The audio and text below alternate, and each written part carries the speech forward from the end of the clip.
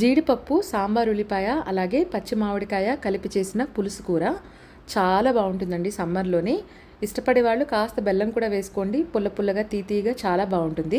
కొత్తగా చూసేవాళ్ళు ఛానల్ని సబ్స్క్రైబ్ చేసుకోవటం మర్చిపోవద్దు.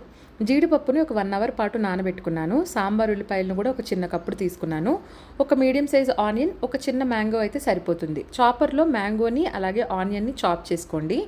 ఆయిల్లో మగ్గించుకోండి. ఒక 4 పచ్చిమిరపకాయలు వేసి, ఇవి మగ్గిన తర్వాత సాంబార్ ఉల్లిపాయలను కూడా వేసి కాస్త గళ్ళుప్పు, కాస్త పసుపు వేసి మగ్గిన తర్వాత ఒక 3 నిమిషాల పాటు మగ్గించుకుంటే సరిపోతుంది. జీడిపప్పును కూడా వేసి ఇంకో 3 నిమిషాలు మగ్గిన తర్వాత దీంట్లో సరిపడా కారము, ఉప్పు వేసుకొని అలాగే నీళ్లు కూడా వేయండి. పులుసు కూర కాబట్టి కాస్త నీళ్లు ఎక్కువ ఉంటేనే బాగుంటుంది. సో కన్సిస్టెన్సీ చెక్ చేసుకొని ఈ విధంగా కుక్ చేసుకోండి. కర్రీ అనేది వేడి వేడి అన్నంలో చాలా బాగుంటుంది. తప్పకుండా ట్రై చేయండి. ఓకే.